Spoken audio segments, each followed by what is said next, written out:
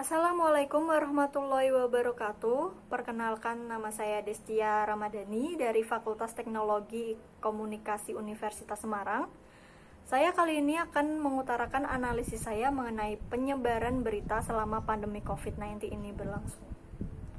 Baik, seperti yang kita ketahui bahwa di tengah pandemi ini banyak sekali pemberitaan yang agak sedikit sensitif untuk kita bahas dan kita publikasikan ke ranah umum.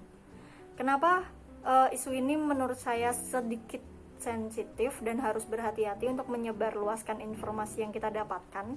Karena selama pandemi ini banyak sekali informasi yang belum valid atau yang biasa kita bilang itu berita hoax, itu menyebar secara mudahnya, apalagi dengan perkembangan teknologi yang canggih, membuat informasi bisa lebih cepat menyebar luas hanya dalam sekali klik tanpa kita meng-cross-check ulang lagi kebenarannya.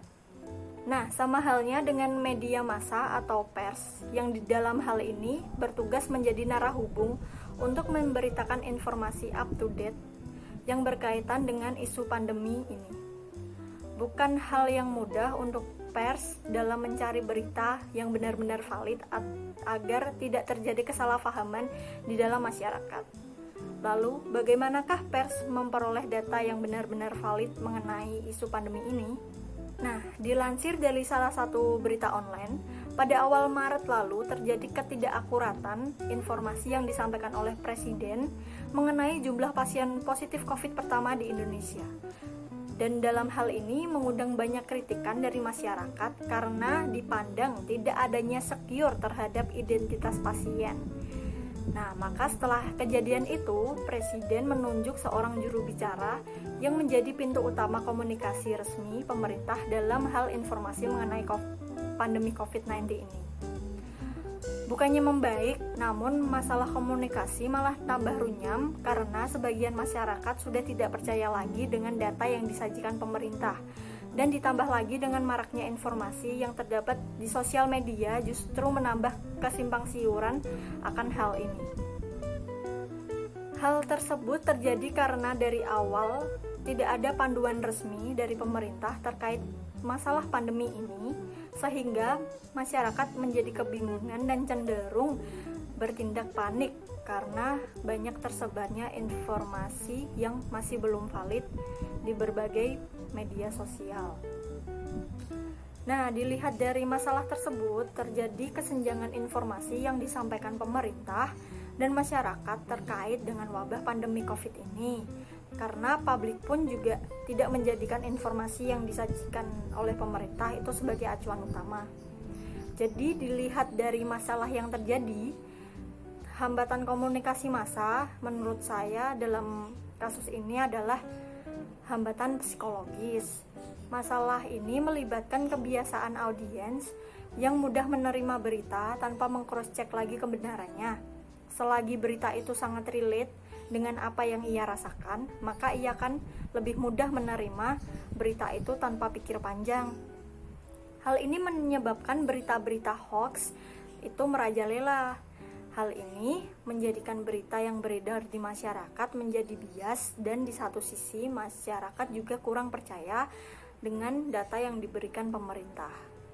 Nah, jika dianalisis dari pemberitaan selama pandemi ini, pemerintah itu kurang menerapkan etika komunikasi massa.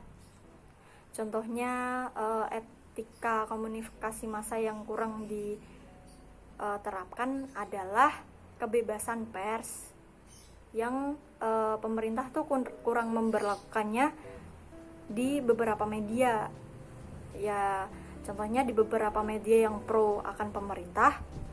Hal ini membuat media itu harus tersetir dengan informasi yang diberikan oleh pemerintah tanpa memandang sudut pandang lain gitu loh. Jadi informasinya tuh yang didapatkan dari pemerintah saja, bukan dari pihak-pihak lain yang berkaitan gitu. Nah, dan yang terjadi adalah beberapa media harus menyajikan berita dari sisi pemerintah saja tanpa menyuarakan apa yang terjadi sebenarnya di masyarakat. Tetapi itu bukan semua media ya, tapi sebagian media pun atau sebagian pers juga sudah cukup menjalankan etika komunikasi dengan baik. Mereka menyajikan data dari pemerintah dan sekaligus berita yang benar-benar terjadi di masyarakat, sehingga masyarakat mampu menyimpulkan sendiri berita tersebut. Jadi kesimpulan analisis yang saya buat mengenai pemberitaan yang ada selama pandemi COVID ini, dan pemerintah sebagai juru bicara untuk semua data yang berkaitan dengan hal tersebut, adalah kurangnya kepercayaan dari masyarakat mengenai data yang disajikan pemerintah, sehingga hal ini memunculkan banyak berita hoax yang beredar di masyarakat. Ditambah lagi ketidaksesuaian data dari pemerintah dengan data yang ada di lapangan yang disajikan oleh media pers. Nah, demikian analisis dari saya. Sekiranya ada salah perkataan atau pandangan Anda mengenai hal ini yang berbanding terbalik dengan saya mohon maaf karena ini opini saya saja. Jadi terima kasih.